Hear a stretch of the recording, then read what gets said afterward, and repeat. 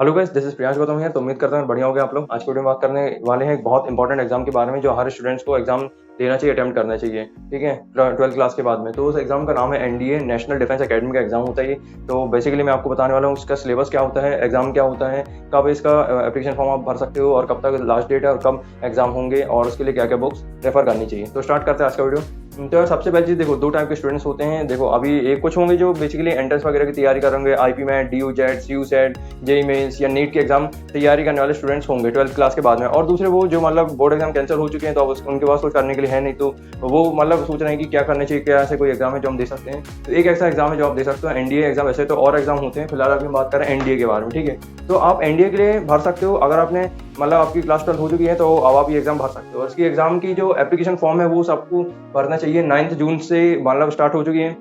तो application form अगर आपको भरना है एग्जाम के लिए तो अब आप भर सकते हो। और इसकी जो एग्जाम फॉर्म की जो एप्लीकेशन फॉर्म की जो लास्ट डेट है 29 जून, यानी कि जून के एंड तक किसी भी हालत में आपको एनडीए का फॉर्म भर देना है। किसकी उसकी जो वेबसाइट है, ऑफिशियल वेबसाइट में आप जाके भर सकते हो। ठीक है, और एग्जाम का जो प्रोसेस है, जो उसका क्राइटेरिया है वो मैं आपको समझाता हूँ।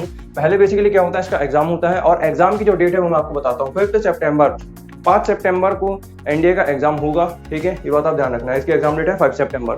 ठीक है, और इसकी जो एप्लीकेशन फॉर्म डेट है वो जून में ही है। ठीक है ना, जुलाई तक नहीं, जुलाई में एडमिट कार्ड आएगा, सितंबर में आपके एग्जाम होंगे। ठीक है, और एग्जाम प्रोसेस की बात किया तो सबसे पहले आपके एग्जाम होंगे, यानी कि 5 सितंबर को आपका एग्जाम होगा। क्लियर। और दूसरा उसके बाद आपका आएगा रिजल्ट। ठीक है, एग्जाम खत्म होगा उसके बाद रिजल्ट आएगा। रिजल्ट के आने के बाद आपका जैसे अगर सिलेक्शन हो जाता है, मतलब आपका क्लियर हो जाता है एग्जाम, तो उसके बाद आप एक इंटरव्यू देते हो जिसका नाम है SSB इंटरव्यू। क्लियर। उसी के बाद पता चलता है कि आपका सिलेक्शन हुआ या नहीं हुआ। और बेसिकली आप क्या बन सकते हो, एयरफोर्स में अगर आपको बनना हो, ऑफिसर बनना हो तो आप वो बन सकते हो। दूसरा आर्मी में आप जा सकते हो। तीसरा नेवी में अगर आपको ऑफिसर बनना है तो ये 3 पोस्ट होती हैं, इसमें से आप मतलब बन सकते हो। उसके लिए क्राइटेरिया क्या है, आपको एग्जाम देना पड़ेगा, उसका रिजल्ट आपको क्लियर करना पड़ेगा और SSB का इंटरव्यू आपको क्लियर करना पड़ेगा। ठीक है, और इसके बाद मैं आपको बताता हूँ बुक्स के बारे में कि कौन सी बुक्स हमको एनडीए के लिए पढ़नी चाहिए। तो बुक्स बेसिकली इसकी बहुत आती हैं। ऑब्जेक्टिव क्वेश्चंस आते हैं इस एग्जाम में। पाथफाइंडर नाम की भी बुक आती है, वो भी आप कर सकते हो। इसमें ऑब्जेक्टिव क्वेश्चन भरे हुए हर एक सब्जेक्ट टॉपिक वाइज, तो उसको भी आप रेफर कर सकते हो। ठीक है, आपको प्रैक्टिस करनी जल्दी तो आप इसमें कर सकते हो। लास्ट 2 मंथ बचे हुए हैं तो अभी टाइम पे आपको फोकस करनी चाहिए रिवीजन पे। तो ये किताब अच्छी है पाथफाइंडर की। दूसरी मैं बात करूँ, RS अग्रवाल मैथ्स के लिए भी अच्छी किताब है और ES रामास्वामी भी एक अच्छी किताब है, उसको भी आप परचेस कर सकते हो या पढ़ सकते हो। ठीक है, और तीसरा मान लो SP बख्शी इंग्लिश की, अगर आपको इंग्लिश भी पढ़ना है, इंग्लिश भी आता है क्योंकि एग्जाम में, तो इंग्लिश भी SP बख्शी की आप किताब खरीद सकते हो। उसमें इंग्लिश में सारी चीजें मेंशन रहती है। तो ये मैंने आपको कुछ बुक्स बता दी। और या फिर मान लो आप NCERT भी पढ़ सकते हो 11th-12th की, मतलब इसमें आता पूरा 11th-12th के बेसिस का है।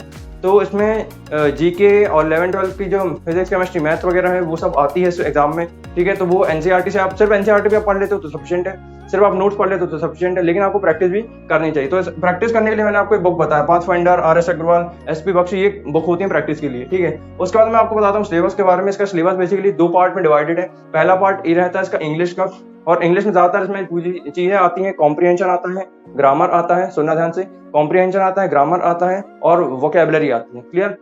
तो ये इंग्लिश का हो गया। पार्ट बी की मैं बात करूं, जनरल नॉलेज आता है। ठीक है, पार्ट बी में क्या आता है, general knowledge, physics, chemistry, maths आती है बेसिक, और हिस्ट्री, ज्योग्राफी। ठीक है, जो भी आपका सब्जेक्ट है उससे हिसाब से आपको क्वेश्चंस दिए जाएंगे। ठीक है, तो ये सिलेबस हो गया।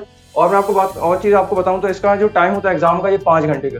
यही एक ऐसा एग्जाम है जो सबसे लंबा चलने वाला एग्जाम एनडीए का, मतलब पूरा दिन चला जाता है इसमें लोगों का एग्जाम में। तो 5 घंटे का पूरा एग्जाम होता है। ठीक है, और इसका जो एग्जाम का जो टोटल मार्क्स है वो होता है 900 मार्क्स का ये पेपर होता है एनडीए का। ठीक है, और इसमें बेसिकली 2 सेक्शन डिवाइडेड है। एक सेक्शन है जनरल एबिलिटी टेस्ट, जिसमें क्या आएगा, ये चीज मैंने आपको बताया, जीके हो गया, physics, chemistry, math, history, geography से रिलेटेड क्वेश्चंस आएंगे। ठीक है, तो जनरल एबिलिटी टेस्ट, तो इसमें कितने क्वेश्चंस होते हैं, 150 क्वेश्चंस आते हैं और इसमें बेसिकली 600 मार्क्स का होता है। 150 क्वेश्चन आते हैं, 600 मार्क्स का होता है जनरल एबिलिटी टेस्ट। सेक्शन 1 हो गया। सेक्शन 2 की मैं बात करूँ तो मैथमेटिक्स आता है, और मैथमेटिक्स में बेसिकली वेक्टर, अलजेब्रा, ट्रिग्नोमेट्री जो भी आपने पढ़ी हुई है वो सब आती है 11th-12th की। ठीक है, और 12th उसमें बेसिकली 12 क्वेश्चन आते हैं और 12 क्वेश्चन बेसिकली 300 मार्क्स के होते हैं। ठीक है, तो ये बेसिकली मैंने आपको बता दिया। मैथ्स में बेसिकली शायद 120 क्वेश्चन आते हैं, थोड़ा मिसप्रिंट हुआ यहाँ पे। ठीक है, तो 300 मार्क्स का टोटल होता है। ठीक है, तो इस हिसाब से 900 मार्क्स का पूरा पेपर आता है, 2 सेक्शन में डिवाइड होता है। ठीक है, तो ये मैंने आपको बता दिया, बुक्स, सिलेबस, एग्जाम का जो प्रोसेस है वो बता दिया, और ये टाइम होता है और जो कितने मार्क्स का होता है ये मैंने आपको बता दिया। अब मैं आपको बताता हूँ कि फोकस आपको किस में करना चाहिए। पहली बात तो आप ये समझो कि अगर आपने 12th कर ली है तो उसके बाद आपको मतलब बेसिकली आपने बोर्ड एग्जाम भी नहीं दिए हैं और अब आपके पास मतलब टाइम खाली है 2 महीना, तो इसमें क्या करना चाहिए, आपको एग्जाम भरना चाहिए मेरे हिसाब से, ठीक है। क्योंकि क्या है, अभी आप खाली बैठे हो, कुछ करने के लिए है नहीं, इससे अच्छा ये एग्जाम की तैयारी करो। आपको समझ में आएगा कॉम्पिटेटिव एग्जाम्स की इंपॉर्टेंस, आपको माहौल समझ में आएगा कि एग्जाम में क्या होता है, कैसे देना चाहिए और वहाँ पे क्या क्या लोग आते हैं, तो आपको ये थोड़ा बहुत जानने को मौका मिलेगा। अभी लॉकडाउन चल रहा था तो उसमें वैसे भी आप घर ही में रह गए होगे, तो अब आपको क्या थोड़ा सा खुलना पड़ेगा, उसके लिए आप ये एग्जाम दो, ठीक है। नेशनल लेवल के एग्जाम दो। आपने अभी जेईई मेंस भी नहीं दिया है, नहीं जेईई मेंस तो शायद दे दिया होगा अभी तक, ठीक है ना। मैं बात करूँ जिनने अभी तक कुछ भी नहीं दिया, तो आपको एनडीए का एग्जाम जरूर देना चाहिए, आप कोई भी स्ट्रीम से अगर बिलोंग करते हो। तो फोकस की अगर बात करिए, ये जो टाइम है, मान लो जो अभी जैसा टाइम चल रहा है, 2 महीने हमारे पास बचे हुए हैं, तो ये 2 महीने में आपको सबसे ज्यादा फोकस ये रखने की, आपको रिवीजन पे फोकस करना है। ज्यादा से ज्यादा आपको रिवीजन करना है। कुछ भी आप नया मत पढ़ो, ठीक है। गलती क्या करते हैं कई लोग, सीधा स्टार्टिंग शुरू करते हैं, 11 से पढ़ूंगा, फिर ये, और लास्ट में क्या होता है, रिवीजन ही नहीं हो पाता है।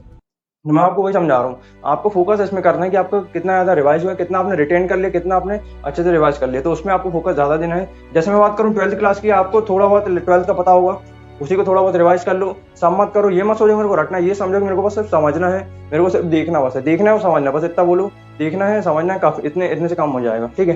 बेसिकली ऑब्जेक्टिव टाइप क्वेश्चंस आते हैं, उसमें आपको पूरा लंबा चौड़ा आंसर तो लिखना नहीं है, सिंपल। तो इस टाइप से आप पूरा पढ़ सकते हो, तो आपका क्या होगा, आपको जल्दी जल्दी आप सिलेबस भी कवर करोगे। और फोकस ये रखना कि जो आपने पढ़ा सिर्फ आपको वो पढ़ना है, कुछ भी नया मत पढ़ना, चाहे 11 चाहे 12। 11 में भी वही पढ़ो जो आपने ऑलरेडी पढ़ रखा है, जिसको आप अच्छे से समझ चुके हो टॉपिक को, सिर्फ उसी को टच करो, बाकी जो आपसे नहीं बनता उसको छोड़ दो। और 12th की बात की जाए तो आपने जो नोट्स बनाए होंगे, उन्हीं नोट्स को रिवाइज कर लो, क्योंकि आपके खुद के बनाए नोट्स हैं, तो आपको आपसे ज़्यादा अच्छे से किसी को समझ में नहीं आएंगे। तो आप जल्दी से नोट्स को रिवाइज करना स्टार्ट कर दो, धीरे धीरे पढ़ने लगो, ठीक है। सिर्फ आपको, और स्टडी की बात करिए तो कितने घंटे पढ़ना है, सिर्फ 5 आवर, 5 घंटे से ज़्यादा की स्टडी रखने नहीं है। उसके अलावा अगर आप पढ़ते आए हो 1.5 घंटे, मतलब 5 घंटे, 10-12 घंटे तक, तो वो आपकी चॉइस है। बट मैं आपको मतलब एवरेज बता रहा हूँ कि हर स्टूडेंट अगर एकदम से स्टार्टिंग से स्टार्ट कर रहा है तो उसको क्या करना चाहिए, 5 आवर स्टडी करना चाहिए इस एग्जाम के लिए। सुबह 1 घंटे पढ़ो, दोपहर में 1 घंटे पढ़ो, शाम को 1 घंटे पढ़ो, रात को 1 घंटे पढ़ो, तो ये पूरा बैलेंस हो जाएगा। मतलब आप ब्रेक भी ले सकते हो अपना, थोड़ा बहुत और भी जो काम है घूमना फिरना वो भी आप कर सकते हो, बैलेंस हो जाएगा इसमें, ठीक है। तो इसमें आपको फोकस ये रखना है कि आपको 5 घंटे पढ़ना है, आप लगातार भी पढ़ सकते हो, आपकी चॉइस है। या आप 2 घंटे सुबह पढ़ो, 2 घंटे शाम को पढ़ो। सुबह आप रिवाइज कर लो जो आपने 11-12 का पढ़ा हुआ है, उसी को रिवाइज कर लो। आप अपने नोट्स पढ़ सकते हो, ठीक है। इंपॉर्टेंट चीज क्या आती है, प्रीवियस ईयर क्वेश्चन भी होते हैं, एनडीए के जो पास्ट ईयर क्वेश्चन है, वो आप देखो किस किस टाइप के क्वेश्चन पूछे जाते हैं, उन्हीं क्वेश्चन को आप प्रैक्टिस करो। और जो सबसे ज्यादा रिपीटेड है, कॉन्सेप्ट पकड़ने की कोशिश करो, पैटर्न पकड़ने की कोशिश करो, ठीक है। कोशिश जरूर करो, मेन है आपको एक्शन में लेने पड़ेगा। मेन इस वीडियो का एसेंस ये है यार कि आपको एक्शन में लेना है, एक्शन लेना है, सारी बातों को उतारना है, एक्शन लो तब आके काम बनेगा, ठीक है। 5 तारीख को आपका एग्जाम होगा सितंबर को, 2 महीने आपके पास बचे हैं, तो आप सीधा फोकस होना चाहिए, 5 घंटे एक्शन लेना है तो लेना है। और उसके लिए डायरेक्शन मैंने आपको क्लियर कट बता दी हूँ, ठीक है। तो आप ये किताब लगा सकते हो, चाहे आप एनसीईआरटी से पढ़ो, चाहे नोट से पढ़ो, किसी से भी पढ़ो, बट मैंने आपको फोकस पे ध्यान देना, पढ़ाई पे ध्यान देना, ठीक है। तो इस तरीके से आप पढ़ते हो तो आपको डेफिनेटली अच्छा स्कोर आएगा। प्रीवियस क्वेश्चन की बात करें, 5-6 साल के जितने भी आपको एनडीए के पेपर दिखे हैं, सारे लगा लो एक बार में, एक एक करके। रिवीजन में आप यही भी कर सकते हो, जैसे आप ये मॉक टेस्ट भी लगा सकते हो, पीवाईक्यूज, ये भी आप करते हो तो बढ़िया है, ठीक है। और नोट्स की बात करें तो आपने नोट्स बनाए होंगे कुछ ना कुछ 11-12 में, उसी को रिवाइज कर लो, पहले आप उसी से स्टार्ट करो, उसको रिवाइज कर लो। फिर ये जो बुक्स आते हैं ऑब्जेक्टिव टाइप के, उससे आप प्रैक्टिस कर सकते हो, क्लियर है। और उसके बाद बेसिकली लास्ट पॉइंट इतना बोलूंगा, कॉन्फिडेंट रहना, हार नहीं माननी। ये मत सोचना कि बोर्ड एग्जाम कैंसिल हो गए, पढ़ाई में मन नहीं लग रहा है, क्योंकि मान लो मैं पढ़ाई में मन इसलिए नहीं लग रहा है क्योंकि बोर्ड एग्जाम कैंसिल हो गया, तो उसके बाद क्या है, थोड़ा सा आपके अंदर मोटिवेशन कम होंगे, तो वापस अपने अंदर मोटिवेशन जगाओ कि मुझे वापस पढ़ना चाहिए। 2 महीने आपके पास बचे हुए हैं, किसी भी हालत में टाइम वेस्ट नहीं करना चाहिए आपको, ठीक है। एकदम प्लान बना लो, फोकस ले लो ना। ये सोचे मेरे पास खोने को कुछ है ही नहीं, मेरे पास ये जो टाइम है इसमें मतलब मैं ग्रो ही कर सकता हूँ, मेरे साथ कुछ गलत हो ही नहीं सकता। आपने आपको ऐसा बोलोगे तो आपके साथ सही होना ही होना है, ठीक है। कॉन्फिडेंट रहना, हार मानना नहीं है, डटे रहना है, ठीक है। कोशिश नहीं करोगे तो सही में प्रॉब्लम जाएगी आगे जाके, बट कोशिश करोगे तो कभी ना कभी आप जीतोगे, ठीक है। तो इस तरीके से आप पढ़ते हो तो डेफिनेटली आपका रिजल्ट अच्छा आएगा। आपको एक्शन लेना है। इस वीडियो का सिर्फ एक चीज बताऊं, आपको एक्शन लेना चाहिए। ये सारी चीजों को आप इंप्लीमेंट करो, इस बुक से पढ़ो, ये जो मैंने आपको बताया फोकस, इससे आप पढ़ते हो तो डेफिनेटली आपका अच्छा स्कोर आने से कोई ताकत नहीं रोक सकती। तो उसके अलावा अगर आपको कोई डाउट है, कोई भी दिक्कत है, तो आप कमेंट सेक्शन में से पूछ सकते हो। और बाकी आपको पता ही है क्या करना है, ठीक है। और मिलते हैं फिर अपन नेक्स्ट वीडियो में। कोई भी दिक्कत है कमेंट करके पूछना। आई होप कि आपके सारे डाउट क्लियर हो चुके होंगे। तो मिलते हैं अपन नेक्स्ट में। Thank you so much, bye bye, take care, love you all.